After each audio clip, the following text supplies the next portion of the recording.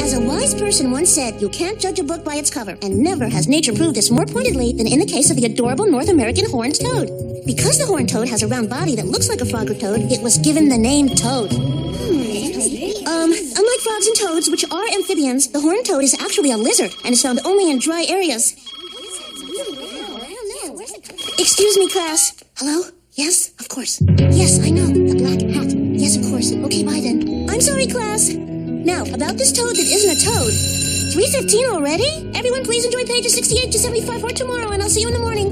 That was really strange. Yeah, Miss Grotke never got a phone call in class before. Or run out of class like a splinter without asking us if we had any questions. Yeah, and she didn't flash us her usual 2 sign. That's a peace sign, Gus. Clearly Miss Grotke's mind is on something else. Something besides our little school. No way. The only important place to teachers is their classrooms. Is it, Spinelli? I mean, have you ever asked yourself what teachers actually do when school's over? I thought they just sat at their desk real still until we come back. Nah, I always figured they worked out at a faculty gym somewhere. You think? Come on. Curious postulation. Oh my, what a bummer. I'm gonna be late.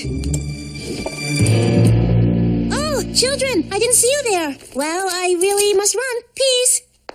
Did Miss Grotke have handcuffs? Yeah, and a handkerchief, too. Talk about you're weird. What could she possibly need those for? Don't know, Gretch, but I'm up to here with questions. I say we get some answers. Hold up, there she is. Boy, Miss Grotke's always telling us to keep our desk neat, but look how messy her trunk is. Yes, quite peculiar. Peculiar ain't the half of it. Let's look at the facts. Miss Grotke gets a call in class and rushes out of school with a pair of handcuffs, and now we find her car's a big mess. It all adds up to one thing. Grotke's an offbeat undercover cop, like on TV. Or maybe she's with the Bureau, and that black bag's loaded with high-tech contraptions to help her catch aliens. I'm a teach on this one. I bet she got the call to go bust some perps. 2 blocks from school, she'll probably slap a red light on top of her car. But Miss Grotke is such a sweet, kind, and gentle soul. Mikey's right. And let's all remember that it was Miss Grotke who taught us not to rush to conclusions about people. Good point, Gretch. What we need is more proof. Let's all meet back here tomorrow morning early. Then we can really start investigating. One way or another, we're gonna uncover the secret life of Grotke. Hey guys, see anything good and suspicious yet? Nope. Me and Gus have been staked out since 6:28, and all Miss Grotke's done is clean up the classroom and check papers. Correction, Teach. At 6:42, she did leave the room briefly for a drink of water. Nothing weird about that. Guys, look!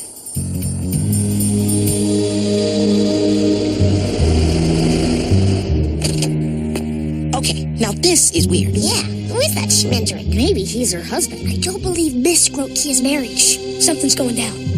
Here we are, G. I believe this is the item. Thank you, V. This is exactly what the program calls for. Right then, everything is go. What is that thing? My guess, it's some sort of police box. Whatever it is, it's evidence. Perhaps it contains the disguise. One of you is right. I'm almost certain of it. Cheerio! Look, that MO sticker on the bumper. That's the international abbreviation for Moldavikia. Moldavikia? Where the heck is that? Moldavikia is a former Eastern Bloc country famous for its luge team, tiny ceramic gnomes, and espionage. Of course, the mysterious phone call. The weird guy from Moldavikia. This creepy fog hanging around the school. There's no other explanation. Miss Grotke's a spy. A spy? My word. A 4th grade teacher. What a great cover. I can't believe it. I won't believe it. Believe it, Mikey. The box with the star from Miss Grotke's program. I'm telling you guys, all the evidence points in one direction. S-P-I. Actually, it's SPY. But TJ makes a rather compelling argument. But wait a second. Is she one of ours or one of theirs? In 1988, a consortium of multinational conglomerates founded the Free Will Games, a series of sporting events held every 8.5 years to encourage international cooperation and goodwill. Yes, Vince? Miss Grotke, in these so-called games, you root for the team representing our United States of America, do you not? Of course I do, Vince. So, in that spirit of international cooperation, many nations... Yes, Gus? You root that way because the U.S. is the best country in the whole wide world, right, Miss Grotke? That's not necessarily true, Gus. In fact, many countries do far better than the United States. Oh yeah? Name some. Well, historically, Scandinavian countries have done quite well. And of course, there's no beating the Moldavian luge team. I see. Well, guys, it's a tie. 14 for our side, 14 for them. Which means we know as much about Miss Grotke's loyalties as we did before. There's one thing we haven't checked out. That box. I say we look inside. If it contains U.S. nuclear airplane secrets, we know she's one of them. If it contains plans for tiny ceramic gnomes, she's one of ours. Well, what are we waiting for? Here it is. The answer box. What if it's radioactive? Then I better open it. I'm wearing a jacket. Wait, friends. Consider for a moment if that box was yours. Would you want someone else to open it? Come on, Mikey. The security of the free world could be at stake. That doesn't change the fact that the box is property of Miss Grotke. Who cares? Open it up.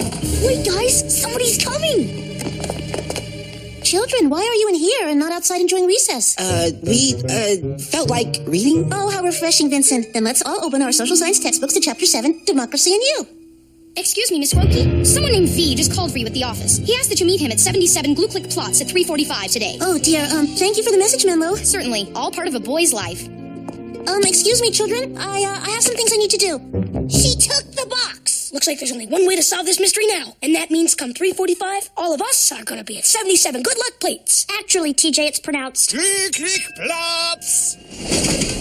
Okay, guys, we got 5 minutes before Miss Grotke's supposed to arrive. Then we'll see what kind of after-hours espionage Miss Grotke's involved in.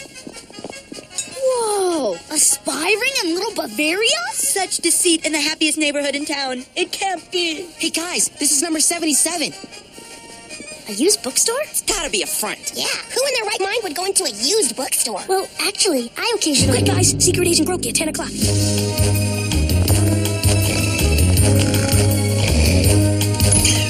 Now's our chance, come on! Password. It's the plumber. I've come to fix the sink. It's been fixed. Sorry. Oh man, now how are we gonna get in there? Guys, if you're gonna catch a spy, you gotta think like a spy. Okay, our cup phone is in position. Now we just gotta wait for another spy to come along and Shaka Khan. We got ourselves a password. Here comes someone now. TJ, I'm afraid the transduction capabilities of paper cups and strings simply isn't good enough to Password. Swordfish. Amazing. And now the truth of Grotke's double life will be revealed. Password. Swordfish. I'm not so sure this was a good idea. Come now, Gus. If Miss Grotke is welcome here, I imagine we'll be just fine. Children, excellent. Follow me. We'll begin at once. He seems quite nice. Are you crazy? He was expecting us. Something's definitely up. Everybody, follow my lead. Please, sit down, children. Now what? Uh-oh, we're doomed. You can't make us talk. We don't know nothing. Ladies and gentlemen, presenting the one, the only, mysterious Grotke. Thank you. And now for my first trick.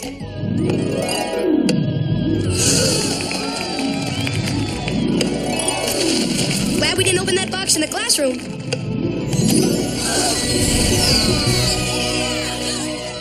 Let's hear it once more for the mysterious Grotke.